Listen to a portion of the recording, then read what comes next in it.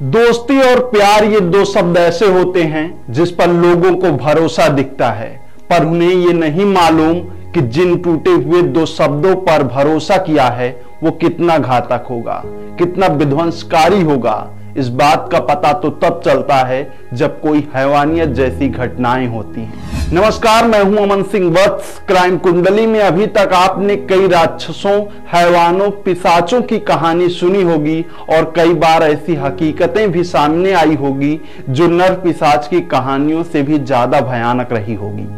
लेकिन आज हम आपको श्रद्धा के साथ हुई हैवानियत और उसके लाश के 35 टुकड़े होने वाली वारदात की कहानी बताएंगे, जिसने प्यार जैसे शब्दों पर भरोसा किया था। देखिए, दिल्ली में श्रद्धा के साथ कातिल जिहादी आफ्ताब ने जो हैवानियत की, उसकी पूरी कहानी अगर आप इस रिपोर्ट में सुनेंगे तो आपके रोंगटे खड़े हो जाएंगे। देश की राजधानी दिल्ली में खूनी कातिल आफ्ताब ने अपनी प्रेमिका यानी श्रद्धा को जो विश्वास दिलाया था, उसके साथ जीने मरने की बकायदा कस्में, वादे खाए, वो सब महज एक नाटक था। पर उसके इस नाटक को श्रद्धा समझ नहीं पाई। श्रद्धा को आफ्ताब ने इतने भरोसे और विश्वास से भर दिया था कि श्रद्धा अपने पिता और भाई से नाता तोड़ अपने प्रेमी आफ्ताब के साथ दिल्ली भाग गई, क्योंकि श्रद्धा के पिता और भाई को यह मंजूर नहीं था कि बेटी आफ्ताब से प्यार करे। लेकिन ये कातिल आफ्ताब ने उसको इतने भरोसे और विश्वास से भर दिया था कि श्रद्धा को अपना घर परिवार छोड़ इस कातिल आफ्ताब के साथ रहना पड़ा। लेकिन इस जिहादी के मनो विचारों, दिमागों में तो कुछ और ही चल रहा था। इसने जब प्यार के नाटक में श्रद्धा का दिल और विश्वास जीत लिया, तो फिर कातिल आफ्ताब श्रद्धा के सामने अपना असली रूप हैवानियत वाला पेश किया। बंद कमरे में श्रद्धा तड़पती रही, कातिल आफ्ताब के सामने रहम की भीख मांगती रही, पर इस कातिल ने उसे तब तक नहीं छोड़ा जब तक उसकी मौत नहीं हो गई। श्रद्धा की मौत के बाद उसने एक और लड़की को बुलाकर उसके साथ रोमांस किया, पर उस लड़की को इसके कातिलाना हरकत के बारे में मालूम ना था। जब वो चली गई तो ये कातिल बाजार गया और वहां से श्रद्धा की लाश को टुकड़े टुकड़े करने के लिए चौपल ले आया। मतलब आम भाषा में कहा जाए तो बांका, जिससे जानवरों को काटा जाता है।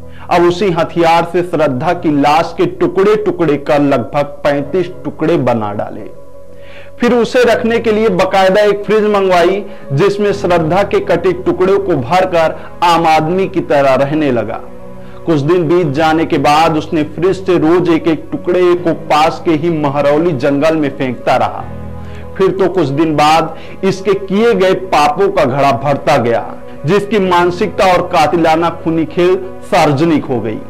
बता दें, ये पूरी कहानी महाराष्ट्र के पालघर की रहने वाली श्रद्धा और उसके बॉयफ्रेंड आफ्ताब की है। श्रद्धा और आफ्ताब की जान पहचान मुंबई में हुई। इन दोनों से में प्यार हुआ। फिर श्रद्धा के परिवार वालों को ये बात पसंद नहीं आई तो दोनों मुंबई से दिल्ली आ गए। पहले मुंबई और फिर दिल्ली, यानी कुल 2 साल तक दोनों लिव इन में रहे। दोनों ने दिल्ली के महरौली में एक फ्लैट ले रखा था जहां यह कांड हुआ। फिलहाल दिल्ली पुलिस ने कातिल आफ्ताब को साकेत कोर्ट में पेश किया है और जंगल में फेंके गए लाश के टुकड़ों की फॉरेंसिक जांच चल रही है, जिससे यह पता चल सके कि 100 के टुकड़े श्रद्धा के ही हैं। फिलहाल पुलिस अब उन हर सबूतों को इकट्ठा कर रही है ताकि इस हैवान को कड़ी से कड़ी सजा दिला सके। देखिए, कहते हैं कि टूटे हुए लोहे को जोड़ देने पर वो मजबूती नहीं मिलती और टूटे हुए शब्दों पर वो भरोसा नहीं होता और विषम संख्याएं किसी अंकों से कट नहीं सकती। यानी इस कहानी को बताने का मेरा ये मकसद था कि किसी पर भी भरोसा करने से पहले उसकी गहराइयों को पहचानिए, वरना धोखे पे धोखा, वारदातों में खून, अक्सर ये कहानियां बनती रहेंगी। फिलहाल तमाम ऐसी वारदातों से जुड़ी कहानियों की पूरी हकीकत देखने के लिए देखते रहिए माई भारत की क्राइम कुंडली।